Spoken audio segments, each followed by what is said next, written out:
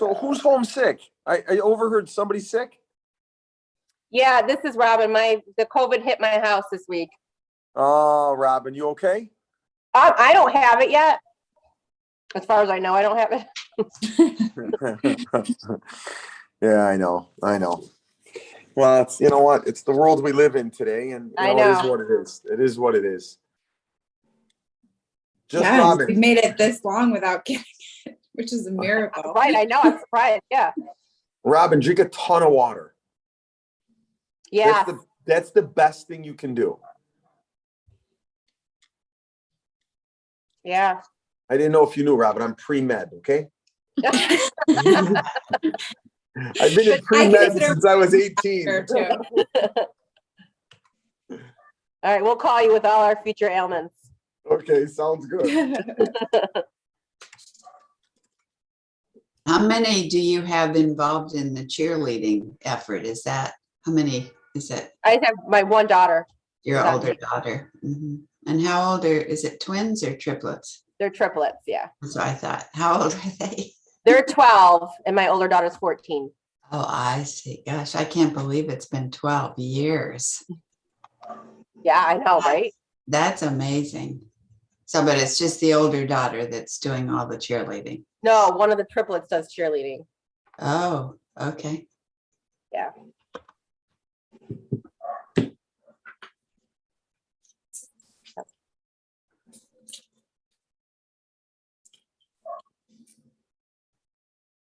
Oh, and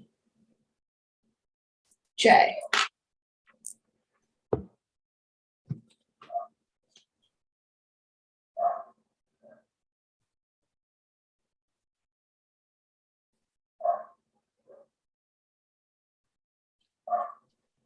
All right, finish my banana.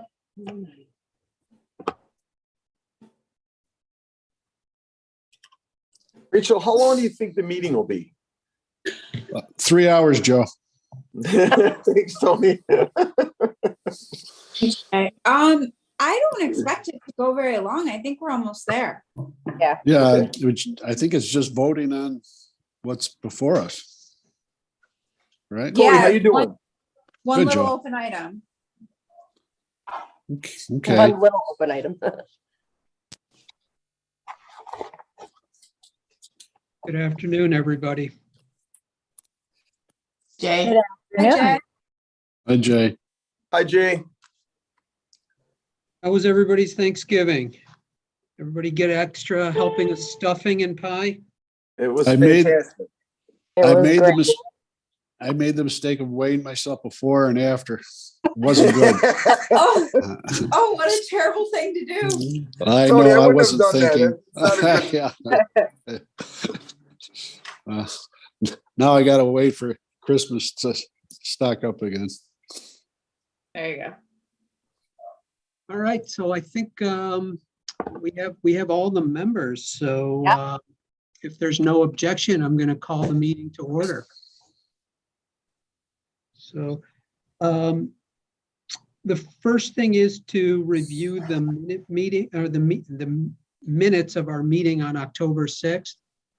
Robin, the one thing I just wanted to clarify in the first paragraph, the fourth line, it relates to if the project is located in a blighted or highly distressed area.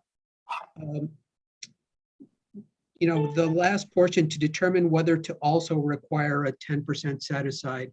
I think what we were talking about there, I just want to make sure that we're on the same page, that if it is in a blighted or distressed area, we would review whether the 10% was applicable, whether it should be lower and to what degree. Is that how, that's what I recall. Is that the intent of this sentence here? That is the intent. I Yeah. think, though, we could reword it a little bit. When you look at the policy, the way Right. we've worded the policy, I think we can just reword this sentence to make it clear that you may waive the 10% requirement depending on. Okay. Waive or alter. Exactly. Yep. Got it. Jay, say that part again to me. So if you look at the minutes, the second sentence, it says, if the project is located in a blighted or highly distressed area, the board will exercise discretion based upon the project details, the neighborhood attributes, rent, and the vacancy rates in the area to determine whether to also require a 10% set aside. So, My to waive- recollection is that all of that was, yes, we were going to weigh that, whether to determine if 10% was applicable. We could waive the 10%, we could alter it, Mhm. that type of thing. Okay. Does that? So Joe, basically we were saying that, hey, if the project truly is in a blighted or distressed area, we would be willing to waive the 10% affordable set aside. But Right. we were going to exercise board discretion. Yep. Sure. We weren't going to take it just based on census tract because, you know, as we've discussed, the city of Rochester is all within a distressed area, but, you know, as you've so pointed out, you know, East Ave, the neighborhood of the arts, those are clearly not distressed areas, and we would hold fast to the 10% in those areas. But if it was in the Northwest or, Right. you know, then we would certainly look, or the 19th ward, we would say, okay, the 10% is not applicable. And Jay, a lot of those areas, it's probably going to be low income anyway, the whole thing. Yep. Depending on, you know, where it is. So that makes sense. That makes total Yep. sense. So if you want to wait on, you don't have to approve these then. You can wait till the next meeting and we'll get these fixed. Or, you know what, Or- can we approve just- them with the changes we've discussed here? If I you think want. I think that's a great idea. Yeah, I do Okay. too. I think that's the way to do it. All right, so can someone make a motion to approve the minutes with the changes? I'll motion. I'll second Thank it. you. Thank you. All in favor? Aye. Any opposed? All right, we have approved minutes. Okay. So when we last left our heroes, we were discussing I think we had made some pretty good progress on the housing policy. And I think really what, from my recollection and the minutes, what remained was we wanted to review what the 60 and 80% threshold were in the various municipalities to see if that, to look at the data and then see how that impacted what we wanted to do going forward. And Robin, thank you so much for providing that. So I will throw out my thoughts in looking at the data. You know, if you look at some of the towns within Monroe County, I would have difficulty approving something at the 80% threshold in some of these towns, particularly if you look at Pittsford. You know, the 80% level of median household income is $98,900. In my opinion, it stretches credibility to say that we are creating housing for, you know, that an affordable set aside is for a household basically just at the six-figure mark. So What about East Rochester, Jay?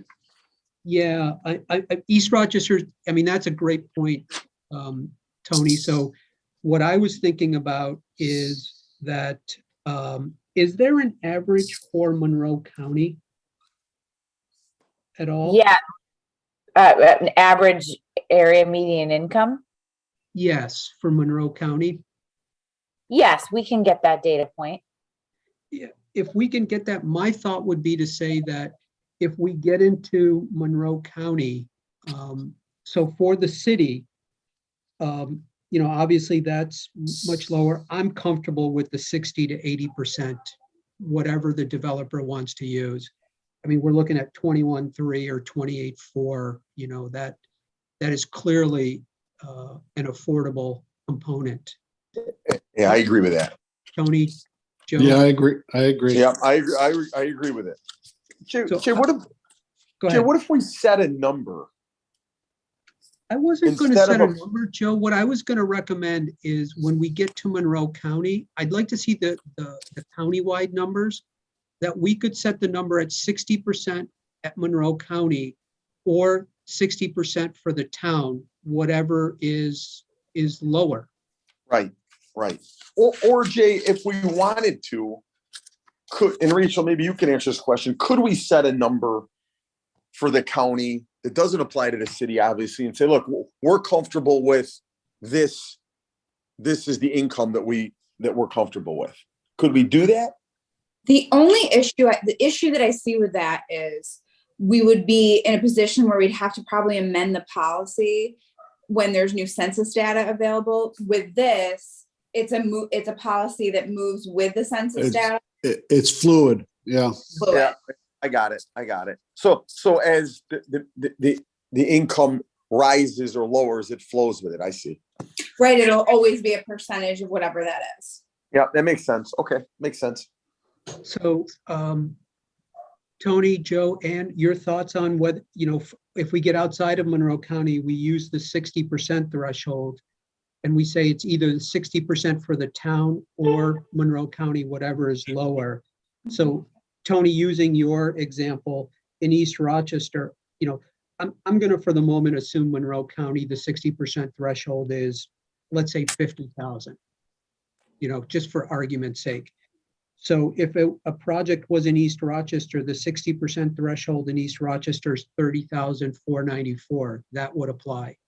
If it was in Pittsford, the 60% threshold is 74,175. We would use the Monroe County number, which in my hypothetical example is 50,000. Yeah, I agree. Jay, that makes total sense. I agree. I mean, we do have some other outliers, like the town of Mendon, for example. It's right up there with Pittsford. So I think that the way you framed it, it'll sort of take the outliers out of the equation, unless they're in the overall average. And I guess maybe that's what you were addressing. Yeah, whatever is, like I said, whatever is lower, because there are discrepancies within the county, pretty wide discrepancies as we see here. Right.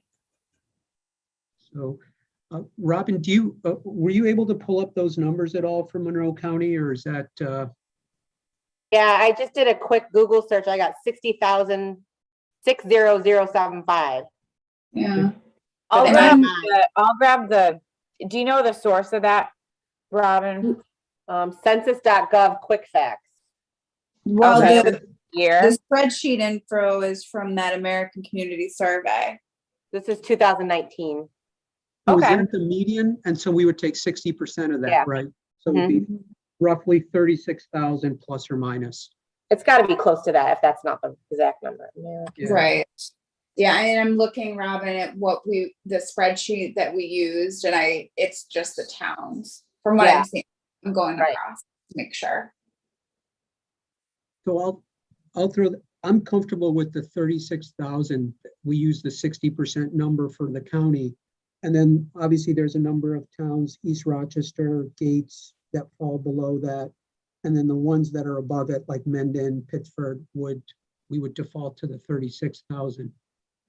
But we use the 60% number for Monroe County and then the 60 to 80 developers discretion for the city. Okay. Got it. So the city is kind of going to stand on its own. Yes. Okay. Tony, Joe, Ann, your thoughts? Yeah, I like it. Sounds reasonable. Yeah, I like it too, Jay.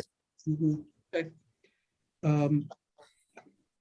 Robin, I believe that was the last kind of I that needed, those are the I's that needed to be dotted to finish it up. Am I missing anything else? I defer to Rachel. No, that was it. We're at 10%. We've defined what affordable means. We've already looked at the definition of highly distressed. Blighted, we are leaving as a discretionary and a subjective measurement for the board. And the last bit that we revised since the last time you saw this policy was compliance, to state that the agency will monitor the set aside requirement for 10 years or the duration of the pilot agreement, whichever is longer, so that we cover projects that don't have pilot agreements. The only thing for clarification, we're saying 10% by square footage or by number of units? I think what we had settled on was by square footage, right? That you couldn't do 10% of the, of all the smaller units, right? I mean, so if it was a 50,000 square foot property, you had to put 5,000 square feet. But, of the units had to, the set aside units had to comprise 5,000 square feet. Assuming the Oh. 5,000 was the livable area, not the, as Joe pointed out, it excluded the common areas and et cetera. Well, that could be then a bunch of one bedroom or studios, couldn't it?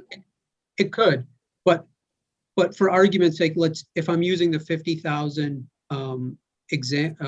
square foot example, and the average unit is 10,000, or I'm sorry, 1,000 square feet. So there's 50 units. It would either be, you could do 5 units, but if those 5 units were all studios at 500 square feet, that would comprise 2,500 square feet. So the developer would have the option of saying, hey, I'll do 10 units at 500 square feet that are all studios to get me to the 5,000 square feet. But is that service? It sounds good, but is it servicing somebody that's got 3 people in the household? That's why I wanted to bring it up so we could discuss that. I don't know how to break that one down, Jay. It's not a easy formula. Yeah, I mean, So- I'm comfortable with our first attempt, just doing it at square feet and Mhm. seeing how the developers react to it. And then we can come back and revise it if we're seeing that it's being done in a fashion that isn't consistent with the principles or the spirit in which we're setting the policy. Well, Jay, let's walk through for a minute. Let's just do a couple examples. Okay. So let's say a developer comes in, he's got a 10 unit building he wants to do. Yep. And those units are roughly 800 square feet. And then you've got common area. So if you add the common area in, it comes out to 1,000, square feet per unit if you include the common area to go with the unit. So let's say it's, 10,000 square feet. Okay. So essentially, you're gonna get one unit. You're gonna get one low income unit. Yeah, I mean, so in that particular case, the example you gave where we're looking at 10,000 square feet, we would want 10%. Yeah, so it'd be basically 1,000 square feet, including the prorated common areas. So yes, at 800 square feet, it would be one unit. Mhm. Yeah, and that's where I was saying before. So now you take a developer that's going to do a project and you say to that developer, okay, you're going to give up market rent on one unit. Or I mean, let's take that same scenario and make it a 20,000 square foot building in 20 units. And you're going to tell that developer, we can essentially take, whatever percentage of that property tax you're going to pay, take it off the tax roll, and you're going to give up maybe half of the rent for one unit. Correct. Yeah, the only difference, Joe, is that we're talking number of units, but let's use the example of the 10 units that you had there. We used an average of 800, but let's say 5 of those units are much larger. We don't want them to come back and say the one unit I'm doing is a 400 square foot studio. And that gets my one unit. We would say, if you're going to do the studio, we would want you to do 2 of those studios to get to 800 square feet. Or at least Okay. that's the discussion point here. So Okay. as far as putting that down in writing, it's really got to be a little gray so that we can interpret. Or you can interpret. I think I think it comes down to how do we define 10%? Do we say 10% of the number of units? Or do we say 10% of the square footage? Or some other measure? And I think when we had this discussion before, and I think Joe brought this up, and maybe you did as well, Tony. I think I recall where we netted out is 10% of the square footage of the project. All right. All right. Well, you know what? However the developer wants to do it. Yeah, Whether that be one Is unit, that- one average size unit, two small units, however they wanted to. Is that after you pull out the common areas or commercial areas or, Yes. you know, things that are not really, so it's the net of Yeah. that, taking, just Yeah. so you're just looking at the residential. The residential component, Units. that's correct. Yeah. Yeah. yeah, but I think you gotta, well, two things. I think you gotta include the common area in the residential, right? So if I own an apartment building, you know, the normal rule of thumb is 200 square foot per unit of common area. That's if it's common access. Yep. Right. So I think you got to include that square footage. I agree with you, Joe. However it's calculated of basically the residential portion of it. Yeah. And then before we go any further, I brought this up last time and I want to bring it up again. And I understand 10% is better than nothing and better than where we are today. But does everybody, and I'm asking your opinions, me for a developer, if I'm going to develop a building, whether it's 10 units and all I have to give up is one unit and give a portion of that rent away, that's a better deal for the developer than it is the taxpayer or the county. Yeah. So all I'm trying to say is I think I would like to see it a little bit higher than 10% so that at least it's worthwhile to the people in the tax in that area that are paying taxes, that property should, for all intents and purposes, go into the tax rolls. So their taxes either stay the same or go down eventually. Because remember, every time we take a piece of property off the tax roll, you're either keeping property taxes where they are or you're helping raise them because you're lowering the pool of money in that tax roll. You know, so I just want to make sure whatever we do, you know, we're serving the taxpayer. And look, it's got to be good for the developer. They won't do it, but you don't want it lopsided. And I think for me sitting here, that's a better deal for the developer than it is the taxpayer. So, and I'm just thinking out loud. I mean, are we better off saying in any scenario, you know, are we better off saying, let's at least make it impactful so that it's a little more of an even playing field? And what I'm saying is, are we better off saying 20%? So now, back to my scenario, now you're providing two families low income housing. How about a sliding scale? The smaller the project, 10%. Larger the project, 15. Larger than that, 20. Does that make sense? You know what, Tony, Joe, I think you guys are bringing up really good points. You know, and I think when we discuss this, what we, you know, I think looking at where we are now, which is 0, I think my recommendation is let's get the 10% in here. All right, I agree. And what we talked about is let's review this in another 12 to 24 months to say, Joe, using your example, if there's no impact, and we've gotten at least 1 or 2 examples of this where it's kind of a no-brainer, you know, particularly with the Stern property in Neighborhood of the Arts, that they came back with 10%, you know, kind of right away. If we're not seeing an impact and we're not seeing any blowback, then I think we can look at saying, do we inch those numbers up by 15% or the sliding scale that Tony's suggesting? I think let's get this in place. I think it's a nice step forward. And then let's review what the market's Uh, telling us in 12 to 24 months. I agree, but as far as the staff, it would be nice if the staff could say, we start at 10% and depending on the project, it could slide up. How's that?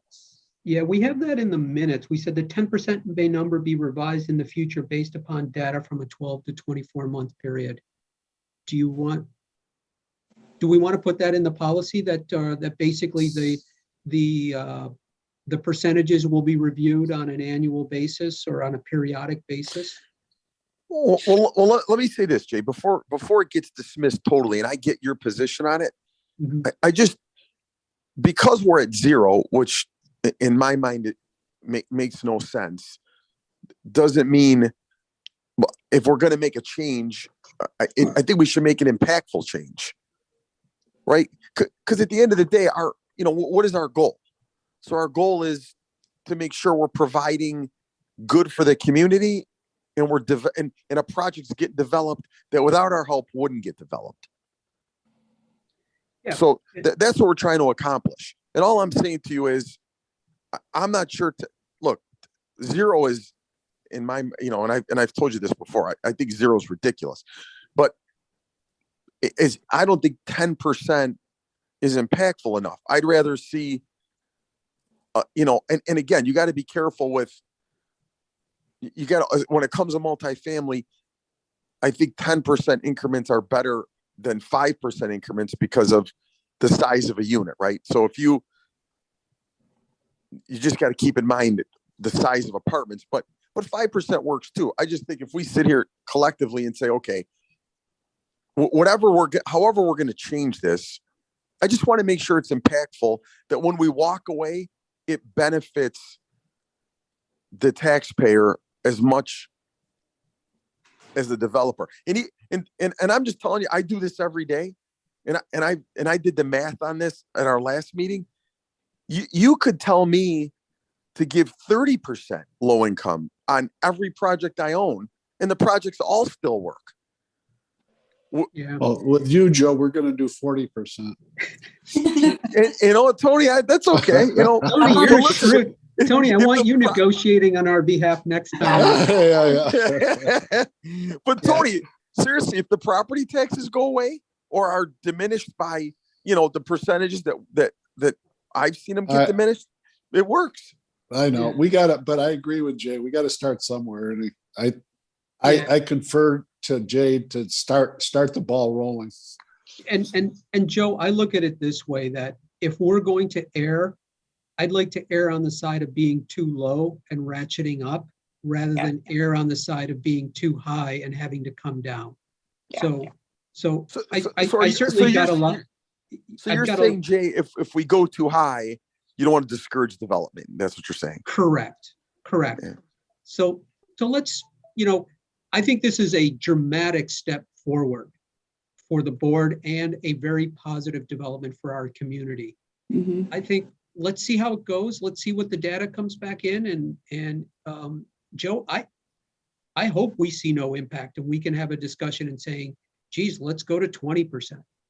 Right. Me too. Like I said, and that's what I think we'll do. But Yeah. Listen, 10% is better than 0. Exactly. So like I said, it's a dramatic step forward. And I think the fact that we're just doing this as a board really is like I said, it's a huge step forward for our community. So, and I'd rather err on the low side. And like I said, because we can ratchet up. And keep in mind, you look at this policy as a governance committee in March. You look at all your policies and review them. So you'll look at this policy as soon as March of 2022. And then you're going to look at it again in March of 2023, unless you elect to review it sooner based on what we're learning from the policy. But you'll see it 3 months in action. Right. We'll see what it does. We'll see the effect. That's good. I think this really puts sort of a boundary around the square footage, the number of units that we're looking at. But we're not, and we've got a formal policy that we're not trying to negotiate the developers up, or we're not really. We've got the metric of of Starting point. 10%. Everybody knows what that is, you know. And depending on where the project is, and I think the median income data will help us, and I think there'll be fairness there. Both to the, you know, the developers and the taxpayers. But if we say we're going to take another look at it in 12 months, that gives us a chance to say it's been working just fine, leave it alone, or no, you know, let's go higher to what Joe is saying. Yeah. All right, so should we vote on it, Jay?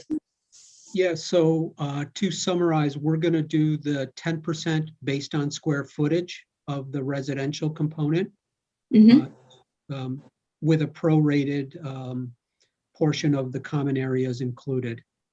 And the policy will I don't know if we want to formally say will be reviewed, or that is just a matter of course. I think it would be good to put it in there in our policy saying that this will be reviewed.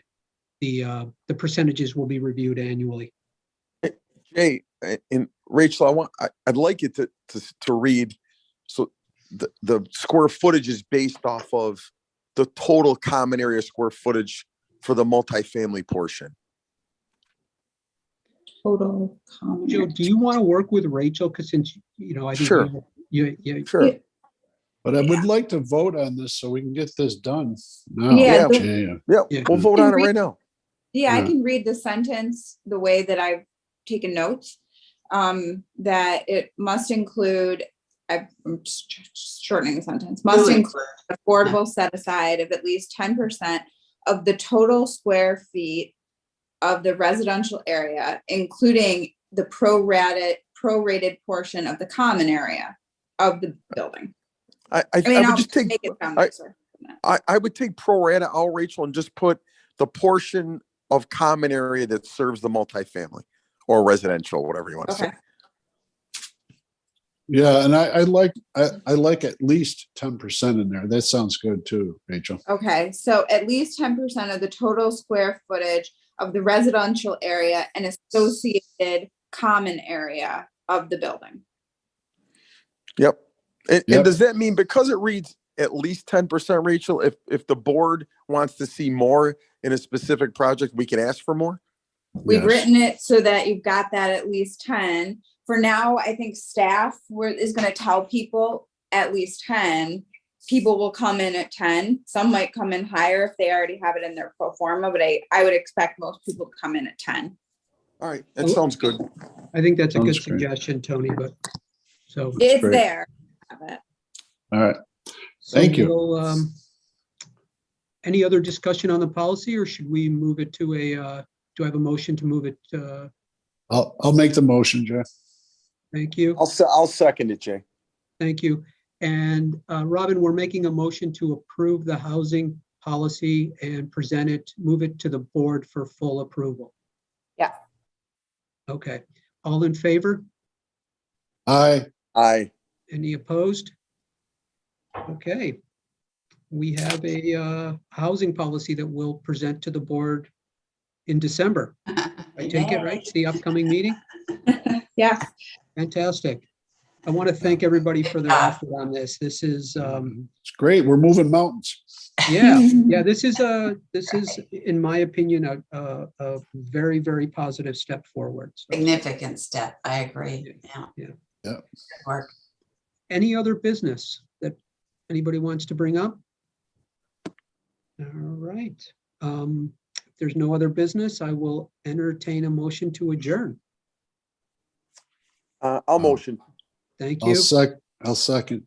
All right. If no one is opposed, this committee stands adjourned. And I got a question. Tony, is this your last month on the board? Yes, it is. Tony, you're leaving us? Tony, Well, we're gonna miss you, buddy. well, Jay, when you get Jay and everyone, if they get down to Florida, come down. We can have a drink together. Tony, I thought you had a dedicated spot in that library that you could. Yeah, well, yeah, it's that was interesting. That was interesting when I did that. Yeah. I've never had kids look at me that hard. Tony, have you actually submitted your letter of resignation? I know there was talk No. about it, but I haven't, but I thought that maybe the idea would just go away. no, Yeah, I haven't. likewise. Well, I you know will, what, Tony, I I wanted will to, submit a letter. Yeah. you Yeah. know, Wow. it's been a real pleasure and an honor serving with you, and we'll miss you and wish you nothing but the best. Yeah, Yeah, you know Tony, what? I think It's been a pleasure, Tony. this December is gonna be 5 years, and I think so. Yeah. So yeah. So anyways, it's been wonderful, and I will talk to everybody on the 21st or before then. So We look Thank forward you. to it. thank you. Thank you. Have a great Okay. weekend, everybody. Thanks, everyone. Likewise. Take care. Bye-bye. Everybody, thank you all. Bye-bye.